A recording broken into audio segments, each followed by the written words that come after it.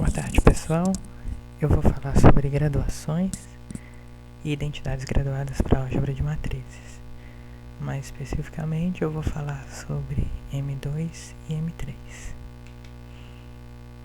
O objetivo principal dessa nossa apresentação vai ser preencher duas tabelas. O título das tabelas é Base das Identidades Polinomiais Graduadas de M2 e as tabelas estão diferenciadas pela característica do corpo K.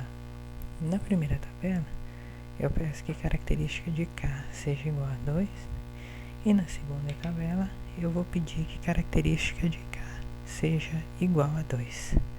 Se vocês olharem nas tabelas, na primeira coluna, eu coloquei graduações de M2 e aí aparecem duas graduações para álgebra das matrizes 2x2 com entradas em K. E na primeira linha eu coloco condições sobre o corpo. Então na coluna do meio tem ali K infinito e na outra coluna tem K finito. O que aparece no cruzamento da linha com a coluna é o que a gente chama de base das identidades polinomiais graduadas para essa graduação e para essa condição de corpo. Então, se vocês olharem, a gente já conhece base das identidades polinomiais graduadas para algumas graduações, no caso de característica diferente de 2, e no caso de característica 2, a gente não conhece mais do que conhece. Então, nosso objetivo principal vai ser preencher essas duas tabelas, que falam de base de identidades polinomiais graduadas, nesses dois casos. Para isso, nós vamos precisar entender essas tabelas. E eu dividi o entendimento dessas duas tabelas em 4 passos. Primeiro, nós vamos entender o que é identidades polinomiais. Depois, nós vamos entender o que eu estou querendo dizer com base das identidades polinomiais. O terceiro passo é entender o adjetivo graduadas, que aparece na expressão base das identidades polinomiais graduadas. E o quarto passo vai ser preencher os pontos de interrogação da tabela. Então vamos lá para o primeiro passo, que é entender o que é identidades polinomiais. Para esse passo, nós vamos aproveitar e definir formalmente as nossas notações que a gente vai usar para poder ambientar tudo que a gente vai fazer para falar de identidades polinomiais graduadas. Então, K vai ser um corpo. Esse corpo vai ser finito, infinito, de característica 2 ou de característica diferente de 2, à medida que a gente for precisando. X vai ser um conjunto. No nosso caso aqui, infinito e enumerável. Vai ser basicamente onde eu vou tomar as variáveis. Kx vai ser a álgebra associativa livremente gerada por x. Eu vou pensar em Kx como a álgebra dos polinômios nas variáveis x1 até xn, variáveis essas não comutativas.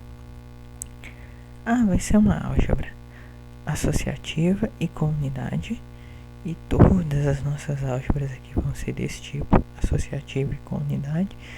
E eu vou reservar a letra G para falar de grupo. Então vamos para a nossa definição mais importante, que é a definição de identidade polinomial. Então pega um polinômio em variáveis não comutativas, um elemento de k de x, e o que a gente pode fazer é fazer substituições, trocar as variáveis por elementos da álgebra A e fazer a conta. Isso dá um elemento da álgebra. Quando o polinômio tiver a propriedade de para qualquer substituição que você fizer, essa conta der zero, esse polinômio vai ganhar o nome de identidade polinomial para essa álgebra. E uma expressão que a gente vai usar muito aqui é que nós vamos dizer que A satisfaz F. Vamos ver um exemplo então. Pensa numa álgebra comutativa. O que a gente sabe de uma álgebra comutativa? Que o produto dela é comutativo, que se você faz A1, A2, isso é a mesma coisa de fazer A2, A1. Então, se você pensar nesse polinômio, que é a diferença entre os dois produtos, x1, x2 menos x2, x1, isso sempre vai dar zero para qualquer substituição que você fizer.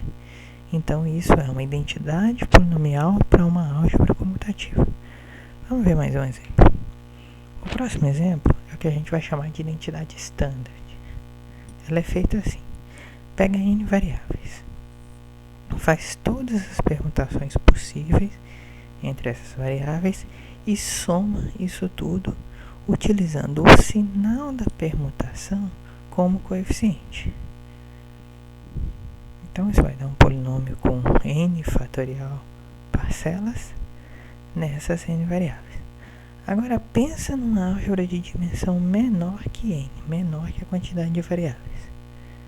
Quando você fizer as substituições, você vai ver que isso também acontece, que esse polinômio é uma identidade para essa álgebra. E a gente vai chamar isso de identidade standard. Vamos pensar num exemplo um pouco mais numérico. Pensa na álgebra das matrizes de ordem n. Qual a dimensão dessa álgebra? A gente sabe que a dimensão disso é n ao quadrado. Então, se eu pegar um conjunto de n ao quadrado mais uma variável e construir esse polinômio, isso vai ser uma identidade para a álgebra das matrizes. E a gente ainda pode melhorar mais esse exemplo. Na verdade, para a álgebra das matrizes, eu não preciso de chegar até n ao quadrado mais 1.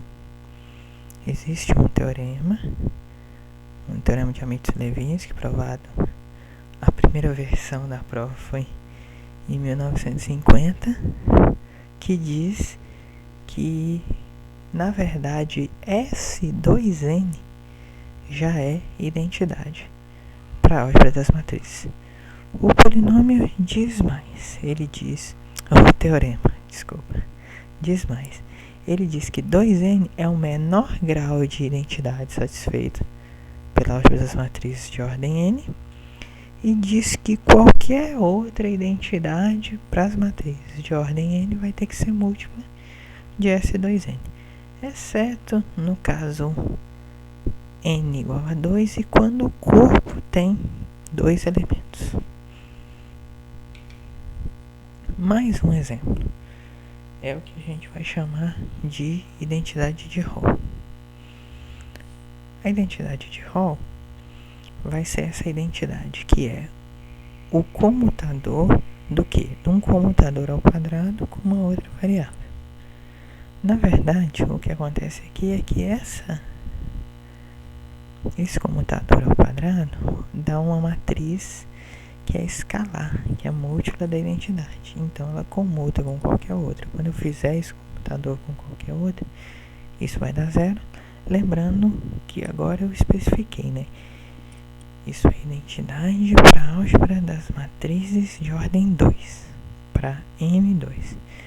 Então, isso já dá uma boa ideia para a gente do que é a expressão identidade polinomial. São polinômios em variáveis não comutativas, que quando eu faço qualquer substituição, isso dá zero.